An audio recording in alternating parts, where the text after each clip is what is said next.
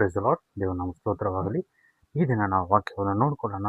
ಎಫೆಸದವರಿಗೆ ಬರೆದ ಪತ್ರಿಕೆ 4ನೇ ಅಧ್ಯಾಯ 26ನೇ ವಚನ ನಾವು ನೋಡ್ಕೊಳ್ಳೋದಾದ್ರೆ ಇದು ಏನು ಬರೆಯಲ್ಪಟ್ಟಿದೆ ಅಂತಂದ್ರೆ, ಕೋಪ ಮಾಡ್ಕೋಬೇಕಾದರೂ ಪಾಪ ಮಾಡಬೇಡಿ, ಸೂರ್ಯನು ಮುಳುಗುವುದಕ್ಕಿಂತ ಮುಂಚೆ ನಿಮ್ಮ ಸಿಟ್ಟು ತೀರಲಿ ಅಂತಂದು ಇಲ್ಲಿ ವಾಕ್ಯದಲ್ಲಿ ಬರೆಯಲ್ಪಟ್ಟಿದೆ. ನಾವು ಏನು ಮಾಡ್ಬೇಕಂದ್ರೆ, ಬೈಬಲ್ನಲ್ಲಿ ಬರೆಯಲ್ಪಟ್ಟಿದೆ ಏನಂತಂದ್ರೆ, ನಾವು ಕೋಪ ಮಾಡ್ಕೋಬೇಕಾದರೂ, ನಾವು ಕೋಪ ಮಾಡ್ಕೋಬೇಕಂತಂದು ಸಮಯ ಬಂದರೂ, ನಾವು ಕೋಪ ಮಾಡ್ಕೋಬೇಕಂತ, ನಾವು ಸಿಟ್ಟು ಮಾಡ್ಕೋಬೇಕಂತಂದ ಸಮಯ ಬಂದರೂ ನಾವು ಏನು ಮಾಡಬಾರ್ದಂತ ಅಂತಂದರೆ, ನಾವು ಪಾಪವನ್ನು ಮಾಡಬಾರದು ಅಂತಂದು ಇಲ್ಲಿ ಬೈಬಲ್ದಲ್ಲಿ ಬರೆಯಲ್ಪಟ್ಟಿದೆ ಅಂತ. ಕೋಪ ಮಾಡಿದರೆ ಪಾಪ ಮಾಡುವ ಅವಕಾಶ ನಮಗೆ ಇರುತ್ತೆ ಅಂತಂದರೆ, ಆದರೆ ಬೈಬಲ್ದಲ್ಲಿ ಏನು ಬರೆಯಲ್ಪಟ್ಟಿದೆ ಅಂತಂದರೆ, ಕೋಪ ಮಾಡಿಕೊಡ್ರಿ ಆದರೆ ಪಾಪ ಮಾಡಬೇಡ್ರಿ ಅಂತಂದು ಬೈಬಲ್ದಲ್ಲಿ ಬರೆಯಲ್ಪಟ್ಟಿದೆ. ಅದು ಹೆಂಗೆ ಕೋಪ ಮಾಡ್ಕೊಳ್ಳಾರ್ದು ಪಾಪ ಮಾಡಬಾರ್ದು ಅಂತಂದ್ರೆ ಹೆಂಗಂತಂದರೆ, ನಾವು ಕೋಪ ಮಾಡಿದರೂ ಅದು ಹೆಂಗಿರ್ಬೇಕು, ನಾವು ಕೆಟ್ಟ ಮಾತನ್ನು ಬೈಯೋ ಹಾಗೆ ಇರಬಾರ್ದು, ಕೆಟ್ಟ ಮಾತು ನಮ್ಮ ಬಾಯಿಯಿಂದ ಬರಬಾರ್ದು, ಕೆಟ್ಟ ಶಬ್ದಗಳು ನಮ್ಮ ಬಾಯಿಂದ ಬರಬಾರ್ದು.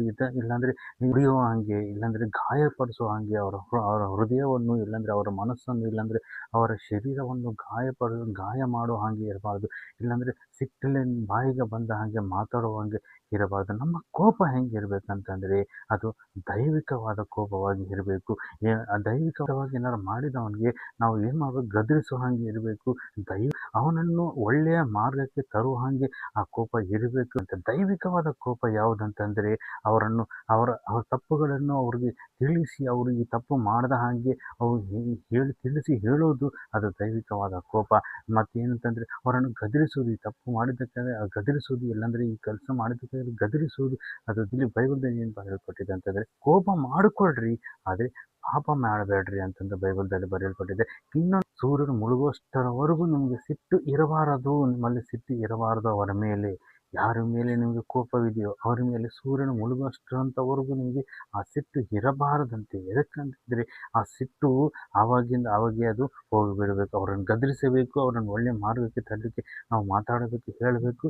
ಅಷ್ಟೇ. ಆ ಸಿಟ್ಟನ್ನು ನಾವು ಮರೆತು ಹೋಗಬೇಕು, ಬಿಟ್ಟು ಬಿಡಬೇಕು. ಅದು ಸಣ್ಣ ಮಕ್ಕಳನ್ನು ನೋಡ್ರಿ, ಅವರು ಆಟ ಆಡ್ತಾ ಇದ್ದಾರೆ, ಜಗಳ ಮಾಡ್ಕೊತಾ ಇದ್ದಾರೆ. ಅದನ್ನು ಮತ್ತೆ ತಿರುಗಿ ಅವರು ಒಬ್ಬರನ್ನೊಬ್ಬರು ಕ್ಷಮಿಸಿ ಅವರು ಮತ್ತೆ ತಿರುಗಿ ಆಟ ಆಡ್ಕೊಳ್ಳೋದು, ಪ್ರೀತಿಯಿಂದ ಆಟ ಆಡ್ಕೊಳ್ಳೋದು ನೋಡ್ತಾ ಇರ್ತೀವಿ. ಅಂತಹ ಮನಸ್ಸು ಉಳ್ಳವರಾಗಿ ನಾವು ಇರಬೇಕಂತಂದು ದೇವರಲ್ಲಿ ಕೋರ್ತಾ ಇದ್ದಾನೆ. Hallelujah, hallelujah. ಅದಕ್ಕೆ ಬೈಬಲಲ್ಲಿ ಬರೆಯಲ್ಪಟ್ಟಿದೆ, ಕೋಪ ಮಾಡುವುದಾದರೆ ಪಾಪ ಮಾಡಬೇಡ್ರಿ, ಸೂರ್ಯನು ಮುಳುಗುವಷ್ಟರವರೆಗೆ ನಿಮ್ಮ ಸಿಟ್ಟು ತೀರಲಿ ಅಂತಂದು ವಾಕ್ಯದಲ್ಲಿ ಬರೆದಿದೆ. ನೋಡ್ಕೊಳ್ಳೋಣ, ನಮ್ಮ ಜೀವಿತದಲ್ಲಿ ನಾವು ಪಾಪ ಮಾಡದ ಹಾಗೆ ನೋಡ್ಕೊಳ್ಳೋಣ. ಸಿಟ್ಟು ಮಾಡಿ